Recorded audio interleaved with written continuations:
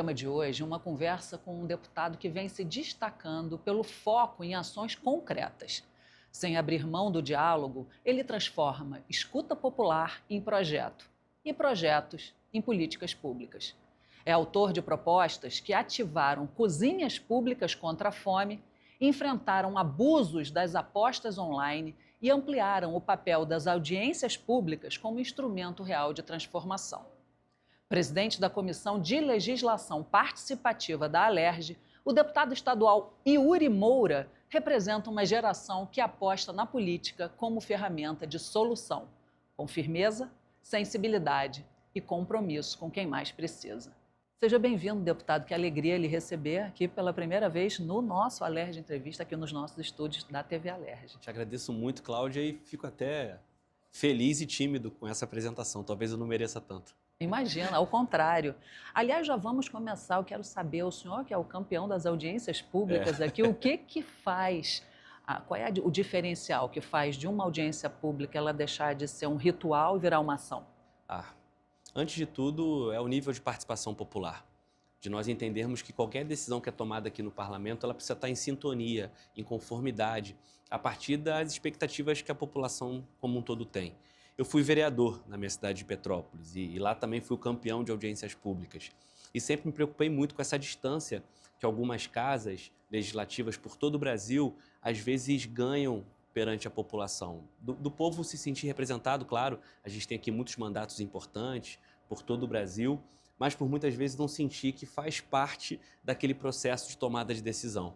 Então é uma disputa mesmo por cidadania, de um entendimento de pedagogia política, de que não dá para construir a democracia só de terno e gravata sentado no gabinete. E a audiência pública é uma possibilidade de fazer uma chamada a partir de problemas concretos, porque, pelo menos na nossa prática no mandato e agora presidindo a Comissão de Legislação Participativa, que é uma proposta nossa para essa casa e de primeiro momento já aceita pelo presidente Rodrigo Bacelar, a gente entende que é uma possibilidade de ampliar os canais de diálogo para a Alerj, que sempre se importou com isso, com Legisla Aqui, com Alô Alerj, com TV Alerj, tudo isso é muito importante. Mas a audiência pública é aquela coisa de chamar as pessoas para cá, ou também de levar a Alerj para as nossas cidades, discutindo os problemas, as demandas e as soluções para a nossa vida melhorar. Então, estou muito animado e trabalho muito para que os encaminhamentos sejam concretos. Então, toda audiência pública a gente sai com um plano de trabalho, sabendo que depende do executivo, que muitas vezes depende de um projeto de lei que vai ser muito debatido com os outros colegas da casa, que depende de uma ampliação ainda mais com a população, mas que é fundamental porque quando se faz junto, todo mundo pactua. E aí as pessoas veem que a audiência pública tem um fundamento e não só um espaço para um deputado falar. Nós sentimos bastante isso aqui na TV, acompanhando suas audiências, né? Muito frequentemente, até porque governar com orçamento baixo, pequeno, tem que ter muita criatividade, né, deputado? Por isso que eu acredito que quando a gente aprova as legislações aqui, ou faz uma audiência pública motivada por uma fiscalização, por uma violação de direito, é importante jogar limpo. Eu podia dizer que vou resolver todos os problemas, eu sendo um entre 70, sem ter a caneta do Poder Executivo, no momento que o Estado, independente de quem estivesse lá, vive uma dificuldade, né? A gente tem uma questão fiscal, uma questão orçamentária, um país que ainda é muito desigual, cidades aqui pelo nosso Estado que não possuem a mesma pujança do que a capital, infraestrutura, emprego, oportunidade, saneamento básico, a própria capital com muitos problemas, como é o caso da violência, do trânsito e outras questões. Então, a gente joga aberto com a população. Essa audiência pública, ela, pelo nome já diz, serve para escutar as pessoas. Nós queremos aqui ouvi-los. Mas também vamos, a partir do cenário que está colocado, das dificuldades impostas, discutir o que é viável. Nunca abrir mão dos sonhos, né? A gente não abre mão das utopias do que seria necessário e fundamental. Mas o que dá para fazer? E eu acho que por isso que as abordagens são favoráveis e tem dado certo essa nossa metodologia. Porque eu não vou contar história, não vou prometer que eu vou apresentar um projeto e ele vai ser aprovado rápido, porque nós temos comissões que funcionam muito aqui na casa, deputados com pluralidade ideológica e o debate é fundamental para que sejam criadas sínteses. Então, jogo limpo com eles e a gente faz sempre um acompanhamento desses encaminhamentos e, geralmente, fazemos, inclusive, grupos de trabalho, que é uma forma para que aquilo que foi discutido na audiência pública e não se perca de alguma forma. Então, ontem, por exemplo, a gente aprovou a criação de 2 grupos de trabalho na Comissão de Legislação Participativa que eu presido, para manter ali um espaço permanente para que as pautas não se percam. A exemplo da cozinha ociosa virando política contra a fome, eu queria saber por que ninguém pensou nisso antes. É que às vezes eu acho que são tantos problemas na política que o óbvio e o prático se perde. Isso só surge, só é superado quando a gente começa a escutar. Porque não fui eu que inventei o uso das cozinhas das escolas como perspectiva de combate à fome. Se a gente for pensar na maior experiência educacional do estado do Rio de Janeiro, os CIEPs, a ideia já era essa, era ter um equipamento público que dá conta da educação, da formação formal ali do processo de educação, mas que também se abre para a comunidade como um todo. Isso, infelizmente, foi se perdendo, os ideais de Brizola, Darcy Ribeiro, se mantém vivo em professores e professoras como eu, mas enquanto política pública foi ficando para trás. E aí, quando a gente vê um momento pós-pandemia, da necessidade urgente de combater uma fome que já era um problema crônico no Brasil, apesar dos avanços que a gente tem tido, como ter saído agora com o governo Lula do mapa da fome de novo, a gente entende que era importante ver quem estava fazendo coisa boa. E aí você tem, além de vários coletivos religiosos, de vários movimentos sociais, a centralidade do Movimento dos Trabalhadores Sem Teto, o MTST, a quem eu sou muito próximo, e a gente tem como maior liderança o deputado federal Guilherme Boulos, que começou a instalar por todo o Brasil cozinhas solidárias.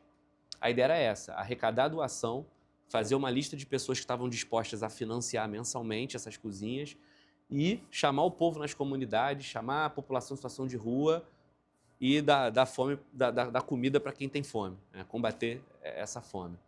E aí eu era vereador em Petrópolis na época, 2021, ainda naquele momento de pandemia, e resolvo dizer, eu tenho conversado com as instituições religiosas que fazem um trabalho nas ruas, com o Sopão, por exemplo. Eu estou junto do MTST nas cozinhas solidárias. E eu vejo muita gente querendo doar para combater a fome. Só que a gente sempre esbarrava numa situação. O mais difícil disso tudo, às vezes, não é conseguir o mantimento, é ter um espaço para fazer a feitura. Porque você tem que ter fogão, geladeira, eletrodoméstico, toda uma estrutura física que geralmente movimentos sociais, associações de moradores não têm. E aí eu proponho, vamos resgatar lá o que Brizola falou e vamos abrir, no tempo ocioso, para não atrapalhar também a comunidade escolar, essas cozinhas para que esses movimentos, em parceria com as escolas, possam realmente ampliar a sua atuação de combate à fome. Aprovei isso como lei municipal em Petrópolis. A gente, por 3 meses, fez um grande projeto piloto na comunidade São João Batista, ali na região do Duarte da Silveira, Bingen. Já saímos de Petrópolis, descendo a serra aqui para o Rio de Janeiro. Por 3 meses funcionou muito bem. As diretoras e as profissionais foram sensacionais, a Associação de Moradores foi sensacional. O nosso mandato articulou as doações e falamos, dá para fazer. Eu me torno deputado e aí apresento isso como um dos primeiros projetos, sonhando em com que isso se espalhasse pelos colégios estaduais do Rio de Janeiro. E aí a gente aprova o projeto de lei até com uma certa celeridade pela importância dele, e o governador veta o projeto. E aí vem aquela frustração. Caramba, o Brasil ainda está no mapa da fome, a gente tem que trabalhar. Mas aí os deputados e deputadas, o nosso presidente Rodrigo Bacelar em especial, tiveram aí a sensibilidade de entender a importância do projeto e a gente derrubou o veto do projeto e aí então agora é uma lei estadual. E que já começa a sair do papel. Como nós vamos tirar do papel essa perspectiva das cozinhas solidárias nas escolas?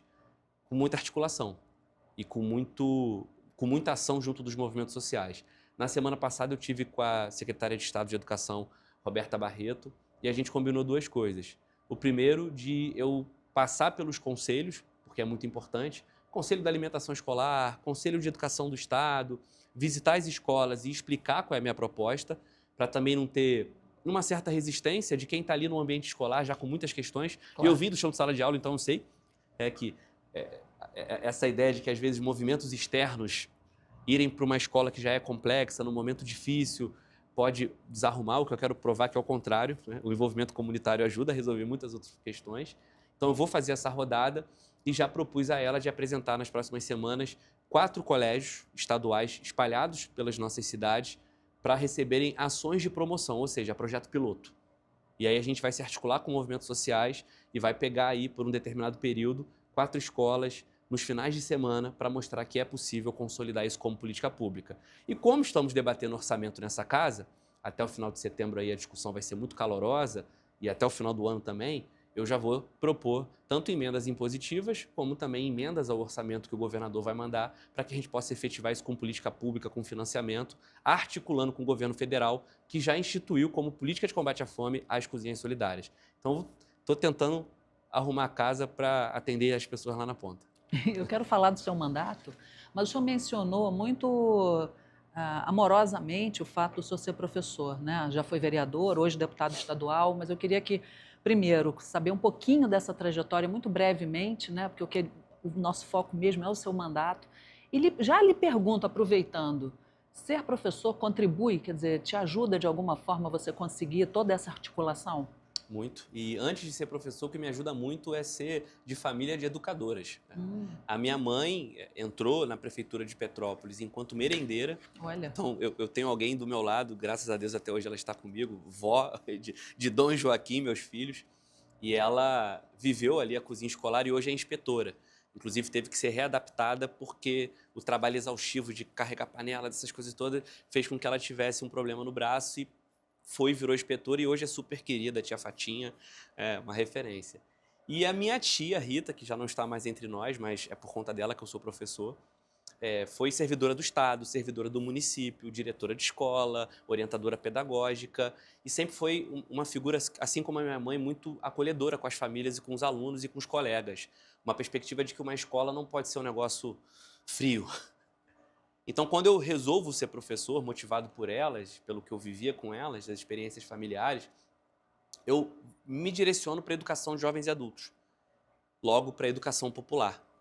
Há 7 anos a gente toca um trabalho que hoje está em Petrópolis, Areal e Niterói, mas começou em Petrópolis, que é um movimento social chamado Escola Popular, que a gente colabora com quem não terminou o ensino fundamental e o médio. Trabalhadores e trabalhadoras, em maioria mães, que foram mães muito cedo e tiveram essa desconexão com a educação formal, e a gente ajuda essas pessoas a se prepararem para o ENSEJA, que é o provão do governo, o Exame Nacional para a Certificação de Competências de Jovens e Adultos, né? E aí a gente prepara essas pessoas para essa prova para conquistarem o certificado do ensino fundamental e o médio e terminarem essa trilha na educação, pensarem em outras possibilidades, porque a gente também tem um pré-vestibular, e melhorarem ali a sua formação, a sua possibilidade de carreira profissional. Então, sempre vi que a educação é ferramenta. Educação só para intelectualidade debater o mundo, bacana, mas não é meu lugar. Meu lugar é a educação que tem funcionalidade na vida prática e que colabora com a mudança do mundo, porque o Paulo Freire falava, né, a educação não muda o mundo tão pouco sem ela, e as pessoas mudam o mundo através da ferramenta que a educação traz. Então, é essa expectativa e por viver esse processo de ser professor, entendo que a política não é diferente. Então, precisamos fazer a pedagogia política sempre também. E o que move mais o senhor dentro do coração? É a indignação, a esperança, uma mistura dos dois? Talvez, inclusive eu já dei entrevista para cá quando fui assessor do ex-deputado Robson Leite. Eu era coordenador de juventude da Prefeitura de Petrópolis com 19 anos, 19, 20 anos. E talvez o que eu mais me lembro da época de movimento de juventude é uma indignação, mas não uma indignação raivosa, uma indignação esperançosa perante que as coisas não podiam continuar do jeito que estão. A gente não pode viver num mundo que é anormal, nós não nos compadecermos com o sofrimento do outro. Nós não podemos mais viver num mundo ao qual a gente percebe que ofender o outro pode gerar like e ajudar até mesmo a ter uma carreira política ou a ter uma certa expressão na sociedade. A gente não pode se acostumar e precisa ficar indignado com a desigualdade social em todos os aspectos, de classe, de raça, de gênero, de sexualidade. Então, a gente não pode se conformar com um mundo ao qual todo mundo não está incluído. Então, para isso, a indignação é importante. Só que a indignação que não vai para a prática, ela vira mágoa. E mágoa faz com que a gente fique se remoendo e acumulando o que tem de pior de sentimento possível e de pensamento possível numa mente humana. Mas quando a indignação ela encontra outro indignado e a partir disso a gente gera esperança, esse movimento eu ainda acredito que pode mudar muita coisa. E por isso que eu estou aqui na LERJ, por isso que eu vou militar sempre, independente de mandato ou não, com os erros e com os acertos, com os meus defeitos e qualidades, mas acreditando que é possível. É possível. o mundo já foi pior do que é hoje, né? A gente até está num momento de desesperança que parece que o mundo vai piorar mais ainda. Mas cabe a gente, né? Com a indignação, com a coragem, com a fé, seja lá no que for. Conhecimento. Né? Com conhecimento, com a troca, com a escuta, com o olhar, com essa esperança, poder avançar pensando nas próximas gerações e, claro, na nossa também, que a gente merece ser feliz, né? Voltando para o seu mandato, deputado, o lobby das apostas já em algum momento tentou silenciar o senhor? É isso. Quando a gente fala de jogo, de aposta, é importante dizer que todos os projetos que tramitam aqui na LERJ, inclusive alguns meus, não são para a proibição dos jogos, porque nós não podemos legislar sobre isso. Isso é matéria de legislação federal. Inclusive eu, falando deputado Yuri Moura, não acredito em proibicionismo nenhum, seja quanto a jogo, álcool e drogas, vários tipos de práticas que, infelizmente, estão sendo abusivas e utilizadas pela população, às vezes, como muleta para poderem sobreviver perante os problemas sociais e as tristezas que os nossos tempos propõem, né? Então, eu não estou dizendo que você vai ser proibido de jogar na bet. O que eu estou dizendo é que tem que ser proibido ter publicidade de bet. Eu tomo minha cervejinha, eu tomo meu vinho.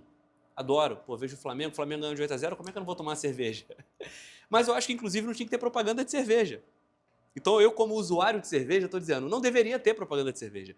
Porque uma coisa é você ter o direito individual de usufruir de algo que vai interferir no seu corpo ou na sua vida. Né? Falei de álcool e falei de jogo, por exemplo, para não entrar em outras polêmicas. Né?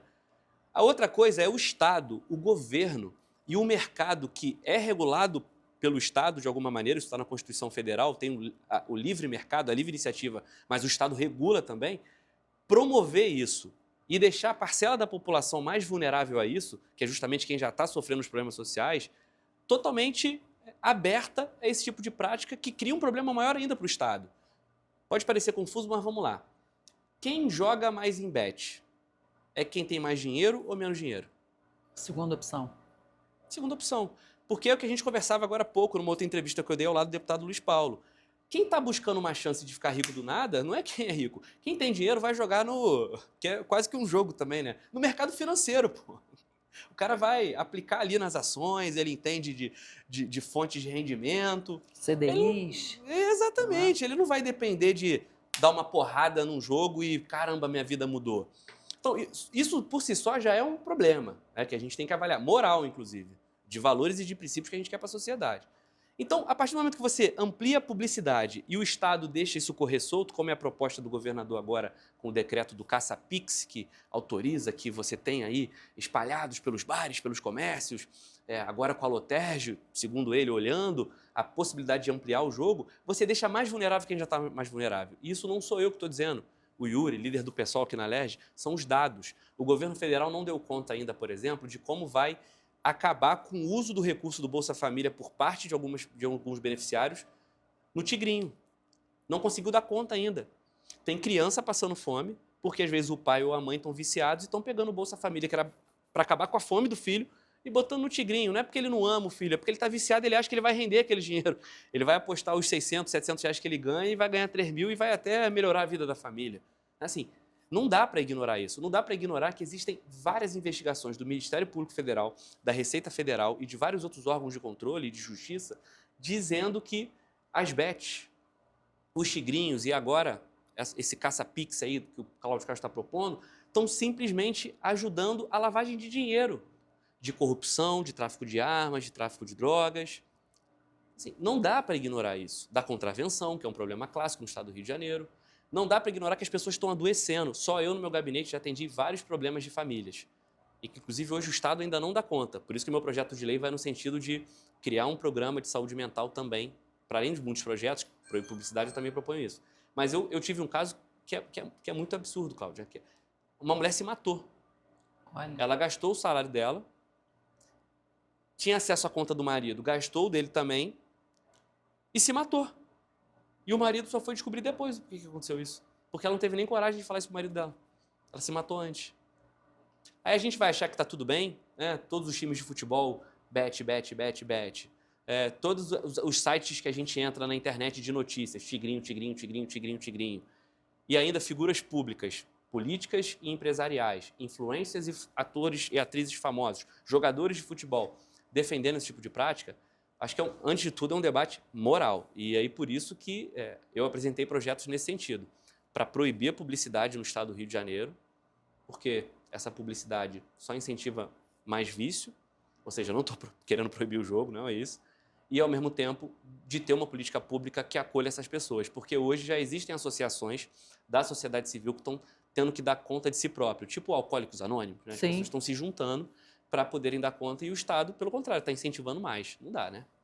E quando a legislação é lenta, como que se dá celeridade à tramitação sem ferir justamente o processo, deputado? Foi isso que o governador fez, infelizmente. Ele editou um decreto permitindo aí a expansão do que eles chamam de VLTs e de outros equipamentos como maquininha de cartão para poder ampliar o jogo no estado do Rio de Janeiro, segundo ele, com a fiscalização da Lotérgia, o que eu acho que hoje não tem condições de fazer. Acabei de falar, o governo federal não deu conta ainda de como não permitir que o dinheiro do Bolsa Família seja usado em apostas, porque existem questões bancárias, questões de LGPD, não é tão simples. E qual foi o grande erro do governador, na minha opinião? Não é uma análise política agora, é uma questão jurídica mesmo. Ele fez isso por decreto. E aí, na prática, apesar da demora de projetos como esse que eu apresentei contra a publicidade e por saúde mental no âmbito dos jogos, existem também outros caminhos. E por isso eu apresentei um projeto de decreto legislativo, ou seja, um decreto legislativo que sai da LERJ para sustar os efeitos do decreto que o governador fez. Porque no nosso entendimento jurídico do processo legislativo, ele jamais poderia fazer um arremedo de legislações e considerando decisões do Supremo Tribunal Federal, mexendo na Lotérgia, esbarrando em licenciamentos municipais, por isso que inclusive a Prefeitura do Rio já falou que não vai dar alvará para o que o decreto do governador está propondo. Ele não poderia ter feito isso unilateralmente com um ato de decreto. Isso deveria ser uma legislação discutida na Assembleia com todos os setores da sociedade, com as próprias empresas, né? Com as pessoas que jogam, com as famílias que sofrem com isso, com os órgãos de controle, para a gente poder, aí sim, se esse fosse o entendimento da sociedade, apresentar algum tipo de iniciativa nesse sentido. Então, foi o que eu falei, e a gente, no início da conversa, foi por esse caminho. Sem escuta, sem diálogo, nada anda na política. E aí, algumas ferramentas e remédios foram criados para poder conter. E na condição de deputado, eu tenho todo o direito do mundo de apresentar um projeto de decreto legislativo, porque acredito que foi feito de maneira errada o decreto sancionado pelo governador. Eu vou deixar uma provocação aqui, porque nós vamos ter que ir para um rápido intervalo. Eu quero saber como que o senhor consegue manter a coerência tendo a necessidade de manter alianças partidárias. Tá bom? Mas nós vamos, o senhor me responde, claro. Durante o intervalo, nós vamos agora para um breve intervalo, voltamos rapidamente com o deputado estadual Yuri Moura. Fique conosco.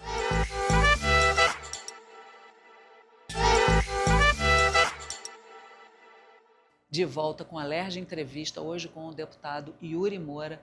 E na ida para nosso intervalo, eu deixei essa pergunta, como manter a coerência com a necessidade de manter alianças partidárias. Como é que o senhor sai desse imbróglio? Eu começo parafraseando o Che Guevara. É preciso ser duro sem perder a ternura jamais. Isso por si só já mostra o equilíbrio das coisas. Se eu for na filosofia, eu vou pensar no conceito de praxe, que a gente tem teses, antíteses e elas geram sínteses. E o parlamento é um lugar da síntese. Eu não ganhei eleição sozinho. Eu não sou candidato a ditador ou a imperador. Eu sou um deputado estadual, dentre outros 69 que formam uma assembleia com 70, com cabeças, histórias, visões ideológicas e políticas diferentes. Então, se eu entrar aqui achando que tudo que eu disser vai se concretizar, primeiro que eu não estou sendo democrático. Por si só já é um erro, eu não deveria disputar a eleição, né? Segundo, que eu não vou estar respeitando o que é a sociedade brasileira, no nosso caso a sociedade fluminense e os nossos 92 municípios. Então, bater pé para falar que tudo tem que ser do meu jeito é um erro para qualquer deputado e deputada. E se eu for para espiritualidade também, porque eu acredito que, mesmo tendo minha firmeza ideológica, minhas concepções partidárias, o meu lado na política, eu preciso estar aberto ao outro. Ninguém é todo ruim ou todo bom. E aqui é uma casa que é formada por pessoas, eu lido com pessoas. Quando eu vejo um deputado, por exemplo, da direita, eu que sou um homem de esquerda, antes de tudo, de fazer as distinções ideológicas que são reais e concretas, eu nunca vou ignorar, eu preciso entender que eu estou lidando com uma pessoa ali, que é uma mãe, que é um pai, que é um filho, que é uma filha, que é um amigo, e que eu vou conviver pelo menos 4 anos com ele. Pode ser que o convívio não seja bom, que seja de conflito permanente. Eu topo, eu já provei isso. Só que, se a gente puder ter os enfrentamentos no campo das ideias, para pensar o bem-estar da população e essa capacidade de síntese, é o melhor caminho. Então, a gente sabe ser duro quando tem que ser duro, sabe usar a ternura quando tem que usar a ternura, às vezes usa um pouquinho dos dois, nem café nem leite, café com leite. Isso não é abrir mão de nenhum princípio, isso é você entender que justamente por você saber quem você é, o que você acredita, você está disposto a dialogar com o que é diferente. Quem é muito radical, né, e que precisa ficar se reafirmando o tempo todo, que talvez não seja muito coerente. Porque precisa tanto, a psicologia vai explicar isso, precisa tanto ficar se reafirmando que talvez não tenha tanta convicção como quem não precisa ficar se reafirmando o tempo todo. Então, é uma reflexão que eu deixo. O magistério lhe ajuda bastante nesse âmbito. E por que políticas simples elas incomodam tanto? Porque infelizmente, e aí é até um debate muito ideológico, eu acho que o Estado brasileiro está em eterna disputa, né? As pessoas tentam, o termo é ruim, mas vou usar esse, demonizar o público. Porque o público nunca vai dar certo, porque o servidor público é preguiçoso, porque político só quer roubar, porque, tá vendo, no setor privado as coisas andam mais rápido. Mas espera aí, existiria setor privado sem investimento público? O Estado arrecadaria como arrecada se não tivesse o setor privado? Então, é uma relação dialética também, de praxe, de troca, de tese, antitese. Simbiótica. Então, simbiótica, essa é a palavra, a melhor palavra que tem. É uma relação simbiótica. O que é público, o que é privado é privado. Isso é lei, inclusive, isso é a concepção da ciência política e tem que ser desse jeito.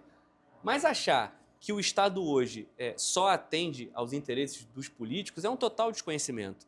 Porque eu não vou falar da Assembleia, vou falar de Brasília, para não ter nenhum tipo de contradição aqui, de conflito, né? Eu estou usando um exemplo mesmo. Não é pouco o lobby de grandes empresas. Assim, a gente teve, por exemplo, um projeto que ia ser relatado pelo deputado por São Paulo, Orlando Silva, deputado federal, uma pessoa que eu conheço pessoalmente, um grande quadro, teve vários mandatos, tem uma relevância. Ele era relator, por exemplo, da regulamentação das big techs, das redes sociais, disso tudo. E aí, simplesmente, as redes sociais, descaradamente, começaram a fazer um lobby com outros parlamentares para dizer que não, a gente não aceita esse projeto. Não estou dizendo que fizeram nada ilegal e anti-republicano não, tá? Não estou fazendo ilações aqui porque eu não tenho materialidade para isso. Mas fizeram essa zona de influência que a gente chama de grupos de interesse, né? Então, você vê que o Estado está em aberto, as legislações estão em aberto, os interesses do público estão em aberto. E aí, quando a gente fala de propor o simples, e esse simples não se concretizar, é porque às vezes ele pode estar esbarrando numa coisa mais complexa, que nem sempre é democrática e republicana. Então, esse tipo de coisa precisa ser dito, né? Como eu falava aqui das escolas, né? Eu não estou em sala de aula agora, nunca dirigi uma escola, já fui coordenador e tal, mas nunca dirigi. Então, respeito muito quem discorda da minha visão de educação. Mas, assim, eu sou professor e nem todo professor é igual. Eu já trabalhei com vários professores que eu respeito enquanto profissional, mas que eu tenho muita divergência enquanto pessoa, enquanto visão de educação. E eu sei que, por muitas vezes, existem algumas direções, alguns educadores, alguns professores que querem a escola fechada para a comunidade. E aí o simples, às vezes, não funciona, que é isso. Vamos pegar o tempo ocioso e vamos abrir para a comunidade poder combater a fome? Não, mas não pode, porque vai dar problema na cozinha, porque eles vão quebrar, vão roubar, vão vandalizar. Eu discordo totalmente dessa pessoa. Eu respeito as diretoras, os educadores, os professores que, por viverem muito problema de falta de infraestrutura, de desvalorização profissional, de não dar conta do dia a dia da escola e ter uma resistência de ter uma nova atividade na escola que, às vezes, ela vai ter que segurar. Isso eu entendo, respeito e jamais vou propor para uma diretora, numa situação dessa, que ela abra a escola no domingo para eu dar mais trabalho para ela sem eu retornar, né? Mas eu digo que eu discordo muito de quem tenta complicar o que é simples. A escola aqui, né? Eu não estou aqui para cuidar do filho de ninguém. De fato, eu sou pai, tenho minha companheira Ana Carolina, eu cuido dos meus filhos. Eu não levo ele para a escola para serem cuidados pelas tias e pelas professoras. Mas eu entendo que elas que estão lá, por serem educadoras, já possuem o cuidado, não o cuidado que um pai tem que ter e que uma mãe tem que ter, mas o cuidado como algo natural. Isso é simples, né? Então, esse tipo de disputa, seja na grande escala, como eu falei, do Congresso Nacional, ou do pequeno poder, a síndrome do pequeno poder, você percebe que são perspectivas. E essas perspectivas de complicar o que é simples é geralmente porque está motivado por um outro interesse. E na política o tempo todo você tem que saber manejar isso, enfrentar, fazer as batalhas, mas também se articular para poder conquistar o objetivo que é o bem comum. O senhor mencionou a fome, ela é uma pauta permanente ou é só emergencial ainda, na sua opinião? Permanente, porque ninguém vai ter cidadania de barriga vazia. A gente tem na possibilidade de combater a fome, que é o básico da dignidade humana, assim como a higiene, assim como o pertencimento a um território, assim como a sua nacionalidade, assim como seus pensamentos, a sua fé, seu senso de família e de comunidade, não tem como construir cidadania sem essas coisas básicas da vida. Não tem como, né? Uma pessoa que não tem como minimamente ter um espaço decente para fazer as suas necessidades fisiológicas, ela fica num lugar de subcidadania, de subhumanidade, que inviabiliza que ela possa alçar outros voos. Como é que eu vou cobrar dessa pessoa que ela seja uma grande ativista política, que é o que eu queria que todo cidadão fosse? Não porque eu tenho pena dela, porque pena é algo que diminui outro ser humano, mas que eu me compadeço com a situação que ela está, que eu poderia estar, porque ninguém é melhor que ninguém, a vida é um ciclo, né? E na condição de quem entende o que está acontecendo, digo que ela não pode ficar nessa situação. E aí a fome, de fato, é ainda um problema muito crônico. E quem tem fome tem pressa, já dizia. E, ao mesmo tempo, eu vejo que as cozinhas, e está aí a sacada do MTST, com essa tecnologia das cozinhas solidárias, ela acaba virando um espaço comunitário de troca. Por isso que eu quis trazer para a escola também. Porque não adianta só a gente sentar na mesa e compartilhar o pão, o que é muito importante até da perspectiva religiosa. Com panis, do latim, significa companheiro. Nada mais é do que aquele compartilha o pão. Então, quando a gente chama companheiro, não é só um verbete da esquerda, né? Isso tem uma coisa até religiosa por trás. Escrever. É o ato de compartilhar o pão, é com quem eu compartilho o pão. Está na Bíblia, né? Eu não sou cristão, sou um bandista. Apesar de ter uma relação muito forte com instituições cristãs e muçulmanas e judaicas, eu sou um cara da diversidade da fé. Mas respeito muito esses ensinamentos que Jesus deixou, por exemplo. E ele fala, vamos compartilhar o pão, né? Vamos beber vinho, né? No sentido metafórico. Então, você vê que aquele momento ali da gente estar comendo junto, vamos tomar um café, como a gente fala hoje, vocês estão me recebendo bem aqui, é a chance da gente poder se conectar. E aí, como política pública, as cozinhas, nesse senso de comunidade, viram uma possibilidade para eu falar de vacinação, que ainda é um dado preocupante no Brasil, a queda da vacinação infantil, para eu falar de saúde do homem, porque os homens não se cuidam no Brasil. Quando eu falo de paternidade ativa aqui na LERJ, não é só o mínimo para que o pai cuide do seu filho, né? Porque parece que é óbvio, né? A gente tem todo ano no estado do Rio de Janeiro dezenas de milhares de filhos que só têm o registro da mãe. Então você tem que falar o óbvio numa sociedade machista. Mas, para além disso, a paternidade ativa é uma estratégia da Política Nacional de Atendimento à Saúde do Homem. Porque a partir do momento que a gente traz esse cara para o pré-natal do companheiro, que também é obrigação dele com a companheira e com o filho, ele é obrigado a fazer os exames de DST, isso é protocolo do SUS, de DST, exame cardíaco, circulatório. E os homens no Brasil morrem muito porque não se cuidam. Porque tem aquela coisa machista também de, não vou no médico, quem vai é minha mulher, não sei o quê. Então, olha só como as coisas fazem sentido. Então, quando eu faço uma cozinha e o atrativo de chamar ele para comer comigo, pensando eu, Estado, né? Eu como membro do Estado, né? Como ator de política pública, eu tenho a chance de falar outras coisas com ele. Pô, gente, estamos tendo um problema aqui na comunidade de roubo, de furto. Como é que a gente se protege? Pô, estamos tendo um problema aqui que o tráfico de drogas está cooptando as crianças. Estamos aqui todo mundo junto, como é que a gente faz? Então, essa perspectiva de centro comunitário de troca. E a cozinha é, sim, uma estratégia fundamental para isso. Vamos chegar um dia nesse sonho. E nesse caminho diplomático, o senhor recentemente criou um grupo de trabalho para discutir a paradiplomacia, né? Exatamente. Como é que foi isso? Eu tenho tido experiências internacionais, mas sempre com a perspectiva das cidades. Nós somos um mandato municipalista. A gente acredita que as grandes demandas do Estado do Rio de Janeiro, do Brasil e do mundo passam por onde a gente mora. Então, crise climática. Eu fui lá em Dubai, na COP28. Ontem participei aqui da Câmara do Rio de um debate com organizações e parlamentares do mundo todo para debater a emergência climática, mas ela não tem sentido para mim e para as pessoas das cidades do Rio de Janeiro se eu não falar com a vítima da tragédia de 2011, lá na região serrana, se eu não falar com a pessoa que mora nas margens do Rio Acari, na Baixada Fluminense, e que toda vez que chove perde a sua cama, a sua geladeira que está pagando ainda. Então, essa perspectiva faz com que a gente entenda que nós temos que estar conectados com o mundo, mas que isso precisa ter pautas reais, que dialoguem com a vida das pessoas. E aí, por isso que na Comissão de Legislação Participativa que eu presido, no dia de ontem, ao lado do deputado Munir Neto, ao lado do meu vice-presidente da comissão, o deputado Jari, nós aprovamos a criação de um grupo de trabalho para discutir paradiplomacia, que nada mais é do que a cooperação entre entes subnacionais.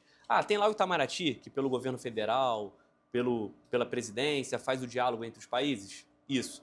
Mas a paradiplomacia é um campo nas relações internacionais que permite que estados e municípios também cooperem com outros países do mundo. No campo da ciência, no campo da cultura, no campo da educação, no campo do comércio, da tecnologia. E eu quero começar a articular com o governo do estado e com as prefeituras essas perspectivas de troca. E aí, para poder dar um exemplo muito importante, eu apresentei um projeto de lei nessa casa que já foi votado em primeira discussão, aprovado e possivelmente volta na semana que vem em segunda discussão, que é o projeto dos refúgios climáticos, que é uma perspectiva que aqui no Brasil hoje só existe em Belo Horizonte, mas que no mundo está espalhado. Paris, Barcelona, que foi onde eu conheci, por exemplo, que são espaços públicos e privados voluntários que servem de abrigo temporário para quem está sofrendo com extremo calor, com extremo frio ou se sente ameaçado por um deslizamento de terra ou uma enchente, ou seja, eventos extremos climáticos. Um exemplo, uma senhora que tem doença crônica, ela é muito vulnerável ao extremo calor no Rio de Janeiro. A gente vê como os índices de saúde aumentam, de pessoas morrendo porque está muito frio ou está muito quente. Ela está na rua, precisa de um ponto de hidratação, precisa se aclimatar num lugar que tem ar-condicionado, sentar e minimamente ter alguém orientado para chamar o SAMU caso ela tenha um quadro de saúde grave. O nome disso é refúgio climático. Eu não quero criar nada, eu quero referenciar lugares que já têm essa estrutura. A Alerj pode ser o primeiro, acabou de me dar a ideia. A Alerj pode ser o primeiro refúgio climático da cidade do Rio de Janeiro. Porque aqui a gente tem servidores e trabalhadores orientados, a gente tem ar-condicionado, tem ponto de hidratação e tem banheiro. Então, tá passando ali pelo Buraco do Lume, né? Tá passando pela Rua México, tá passando aqui pelo centro do Rio de Janeiro. Tô passando mal de calor, né? Mas não é uma coisa de preciso de um enfermeiro, né?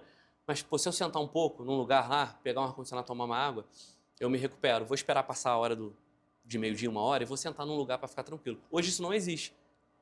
Essa pessoa tende a agravar seu quadro. Então isso é o refúgio climático. Só que no centro de Barcelona, que eu conheci pessoalmente, tinham 150 pontos referenciados. Lojas que dizem assim, ó, se você estiver sentindo que pode passar mal, vem cá que você vai ter uma água, um banheiro e tá tudo bem, fica aí esperando a hora de você sair. Então essa é a ideia de uma coisa revolucionária. A grande imprensa tem falado sobre isso. O Globo já fez 2 matérias. Nosso projeto tramitou rápido pela importância e sendo aprovado, nós vamos trabalhar para sair do papel e termos mais cidades adaptadas. E com essa força toda, com essa verve toda, o que é mais difícil? Aprovar uma ideia ou mantê-la viva depois? Mantê-la viva e ela ser executada pelos governos, né? Sentir isso como vereador, sinto isso como deputado. E passar isso para a população, que é o papel até das audiências públicas, né? A gente fiscaliza, a gente propõe, a gente faz leis, a gente dedica orçamento, a gente aponta emenda parlamentar hoje impositiva, conseguimos ajudar efetivamente algumas políticas públicas e alguns projetos, mas a gente depende muito do executivo. A estrutura política brasileira é muito centralizada no poder executivo ainda. E se nós, que somos a voz mais direta da população, porque isso, o parlamento é mais plural do que o poder executivo. Quando ganha um governo, ganha um governo. No parlamento, ganha todo mundo, né? Você tem todas as vertentes partidárias e de pensamento possíveis. E nós que estamos mais próximos da população, ao mesmo tempo, somos os mais fracos nesse processo, porque nós estamos num momento até hoje, ora bem, ora mal, mas que até o Poder Judiciário é muito mais forte do que o Legislativo. Eu não acho natural, por exemplo, o Poder Judiciário, quando não tem uma inconstitucionalidade, descer alguma liminar decidindo como nós temos que legislar. Isso está errado. Né? Isso está errado. Espera tramitar e depois aponta, está inconstitucional, vamos fazer um debate jurídico. Mas hoje, esse amadurecimento dos poderes, isso faz parte de qualquer democracia, né? A democracia tem quase a minha idade no Brasil. Eu sou de 90, ela é de 88. O processo começa em 85, a Constituição em 88. É natural. Eu acho que é no andar da carruagem que as abóboras se ajeitam. Os poderes vão se constituindo e a gente vai evoluindo. Mas o legislativo, infelizmente, ainda é o poder mais fraco. E aí passar isso para a população, ó, consegui a lei, estou correndo atrás, botei no orçamento, mas o governador, o prefeito, o presidente não executou. Aí é mais uma batalha. Como eu comecei essa entrevista, termino dizendo que é uma batalha que eu não tenho que fazer sozinho, que eu tenho que chamar o povo para estar comigo e a gente trocando junto. Mas ainda não acabou, não. Eu quero saber como é que o senhor faz para equilibrar essa coragem política com a responsabilidade institucional. Boa pergunta. Acho que acreditando. Enquanto eu acreditar, a gente vai ter força para fazer. Que bom que o senhor está no gerúndio. É verdade. que o senhor tem a dizer como palavras finais para os seus eleitores, não só os de Petrópolis, mas de todo o estado, que o senhor teve uma votação expressiva? O que o senhor tem a dizer, olhando para a sua câmera, como palavras finais, deixando um contato para as pessoas os que ainda não tiveram a possibilidade de lhe conhecer, que estejam escolhendo, falando, nossa, ele é jovem, muito capaz, um professor, né, e muito ativo, para essas pessoas que as eleições estão aí, né? Falta pouco. Primeiro te agradecer toda a equipe da TV Alerj. Muito bom esse espaço, muito legal. Cumpre esse papel também de nos aproximar de quem não nos conhece e de entender que a Alerj está aqui aberta para o povo. Eu não falo pela Alerj, não sou da mesa diretora, mas como a gente tem hoje uma presidência democrática, uma relação boa com os colegas, eu sei que eu não estou cometendo nenhuma gafe aqui, porque todo mundo aqui quer trabalhar, da sua forma, do seu jeito. E dizer para você, cidadão fluminense, que o nosso mandato popular está aberto porque é assim que tem que se fazer política, mas principalmente muito preocupado com as nossas cidades, que vivem esse problema climático, mas também vivem problemas urbanos no transporte, na moradia, na falta de água, na falta de acesso à educação, na fila da saúde. E a gente está trabalhando muito para mudar essa realidade. Eu sei que, infelizmente, a política ainda não dá conta do tempo da nossa vida do cotidiano. E todo trabalhador e trabalhadora às vezes fala, caramba, quanta demora para aprovar uma lei, para resolver um problema. Mas é porque a vida é complexa mesmo e tem muita coisa para ser resolvida. Mas podem contar comigo, eu estou lá no Instagram, @YuriMouraRJ, @YuriMouraRJ no Instagram, no Facebook. Sua letra, deputado, sua letra, como é que é o Yuri Moura para o pessoal? YURI Moura RJ. Também temos hoje essa ferramenta importante da Comissão de Legislação Participativa, que em breve vai relançar o aplicativo Legislaqui, que é essa ferramenta para que você, cidadão fluminense, possa propor leis, entender os seus direitos, cobrar iniciativas de fiscalização e continuaremos fazendo as audiências públicas. Então, se você já por hoje tem alguma sugestão, alguma demanda do seu bairro, da sua comunidade, da sua cidade, pode nos procurar, que com certeza tanto o Mandato Popular como a Comissão de Legislação Participativa vai trabalhar muito para que a nossa vida seja melhor. Acreditem, né? Por mais que às vezes as coisas façam que a gente desacredite, acreditem em vocês mesmos, nas suas famílias, na vida e na capacidade que a política coletiva pode ter. Muito obrigado. Nossa, que incrível! Nos 92 municípios, 92 né? municípios. O mandato está à disposição de todos os fluminenses, não é Tem que isso? ser assim. Que beleza, uma alegria lhe receber aqui com toda essa força da natureza. As nossas câmeras estão abertas para que o senhor volte com muita frequência. Então, logo o seu mandato abra uma brechinha, falar com a sua assessoria, que o senhor venha aqui discorrer mais e mais sobre toda essa força, né, essa energia jovem e capaz. Muito obrigada, viu? Muito obrigado, tá? E agradecemos a você que nos acompanha nesse programa incrível com o deputado estadual Yuri Moura. Te aguardamos e até o próximo programa.